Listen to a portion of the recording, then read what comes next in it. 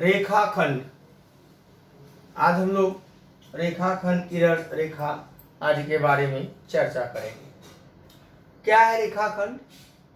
कह रहे हैं कि आप देख सकते हैं रेखाखंड ए बी है, बिंदु ए, बिंदु बी तथा इन दो बिंदुओं के मध्य स्थित समस्त बिंदुओं का संग समुच्चय ही रेखाखंड ए बी कहलाता है।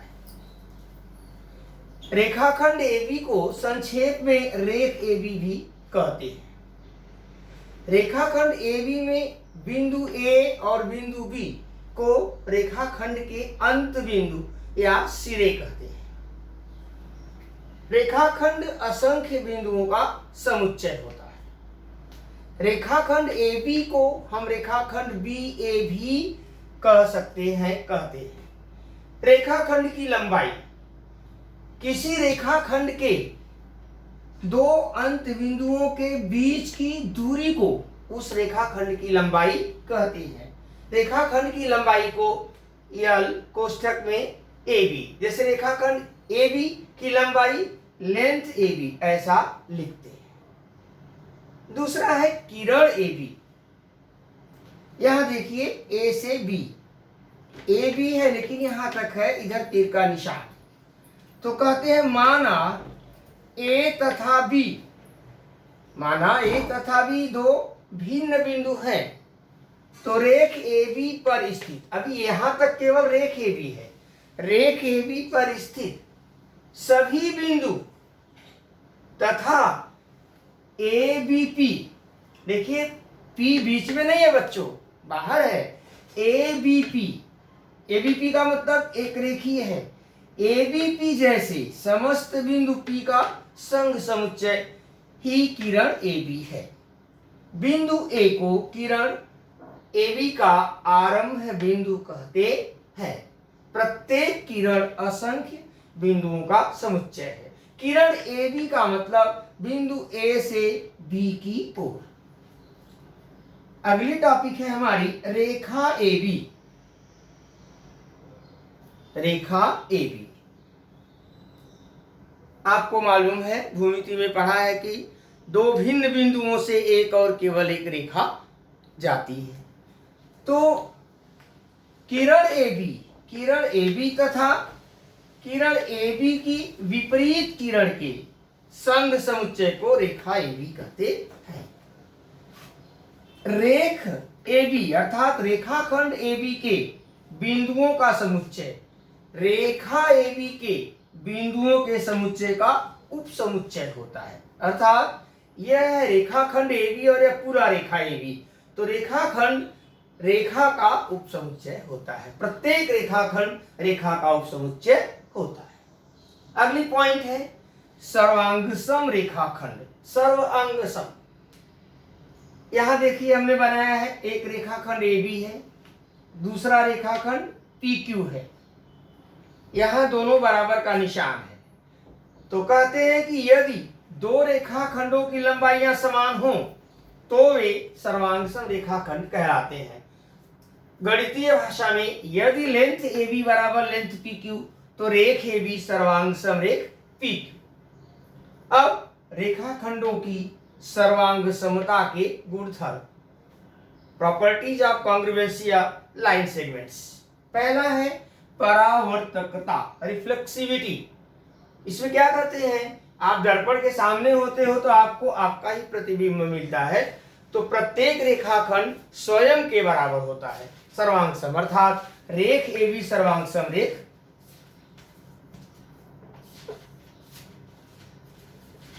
ए बी, रेख ए बी सर्वांगसम रेख ए बी, प्रत्येक रेखाखंड स्वयं के सर्वांगसम होता है। दूसरा है सममिति, सिमेट्री। तो कहते हैं यदि पहला रेखाखंड दूसरे रेखाखंड के सर्वांगसम हो तो दूसरा रेखाखंड पहले रेखाखंड के सर्वांगसम होगा। अर्थात यदि रेख ए बी सर्वांगसम रेख डी ई तो रेख डी ई सर्वांगसम रेख ए बी। तीसरा संक्रामिता, ट्रांसिटिविटी। यदि पहला रेखाखंड दूसरे के सर्वांगसम हो, दूसरा रेखाखंड तीसरे के सर्वांगसम हो, तो पहला रेखाखंड तीसरे रेखाखंड के सर्वांगसम होता है। अर्थात यदि रेख ए बी सर्वांगसम रेख डी ई रेख डीई सर्वांग समरेख पी क्यू, तो रेख ए बी सर्वांग समरेख पी क्यू। तो रेखाखंड का मध्य बिंदु, mid point of line segment, आप देख सकते हैं रेखाखंड ए बी है। ए बी पर बिंदु यम इस प्रकार है कि ए एम बराबर बी एम। तो कहते हैं यदि रेखाखंड ए बी पर बिंदु यम इस प्रकार हो कि ए एम बराबर एम बी, तो बिंदु एम को रेखाखंड ए बी का मध्य बिंदु कहते हैं। दूसरे शब्दों में यदि ए एम बी यानी एक रेखी है, इसका मतलब है कि ए बी पर यम है, रेखे यम सर्वांग समरेख यम बी, तो बिंदु यम को रेखे बी का मध्य बिंदु कहते हैं। याद रखें आप, प्रत्येक रेखाखंड का केवल एक मध्य बिंदु होता है। प्रत्येक रेखाखंड का एक और केवल एक मध्य बिंदु होता है। यहाँ की बात को जरा मैं यहाँ बता रहा हूं कि यदि ए बी का मध्य बिंदु यम है तो ए एम बराबर यम बी बराबर 1/2 ए बी। ये आप ध्यान देना, यदि रेखाखंड ए बी का मध्य बिंदु यम है तो ए एम बराबर यम बी बराबर 1/2 ए बी। इसे याद करो। अगला पॉइंट है रेखाखंडों की तुलना। देखिए, तुलना अर्थात क्रम संबंध। तो दो रेखाखंडों की तुलना करते समय आपको तीन बातें ध्यान में रखनी है। या तो दोनों रेखाखंडों की लंबाइयां बराबर हो, अगर ऐसा है तो दोनों रेखाखंड सर्वांगसम होंगे।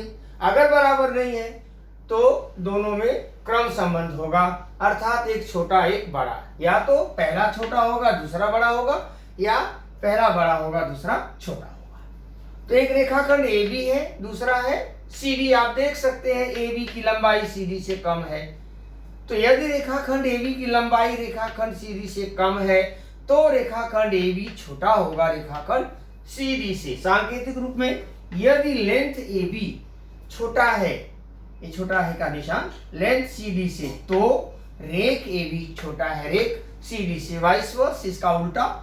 या आप कह सकते हैं कि रेख सी डी बड़ा है रेख ए बी से। कहने का मतलब अगर ए बी छोटा है सी डी बड़ा है तो सी डी बड़ा है ए बी से। अब रेखाखंडों या किरणों की लंबता, जरा चित्र पर जाइए। आपको यहाँ एक रेखाखंड ए बी दिखाया गया है, केवल रेखाखंड, और एक रेखा सी डी है, दोनों परस्पर एक दूसरे पर लंब है। तो कहते हैं जब दो रेखाएं या दो रेखाखंड या एक रेखाखंड एक रेखा या एक रेखाखंड एक किरण परस्पर समकोण पर समद्विभाजित करते हो तो हम कहते हैं कि दोनों एक दूसरे पर लंब है। तो आकृति के आधार पर ये रेख ए बी है और एक रेखा सी डी है। तो रेख ए बी लंब है रेखा सी डी पर। लंब कब होंगे? जब उनके बीच का कोण समकोण हो 90 अंश का।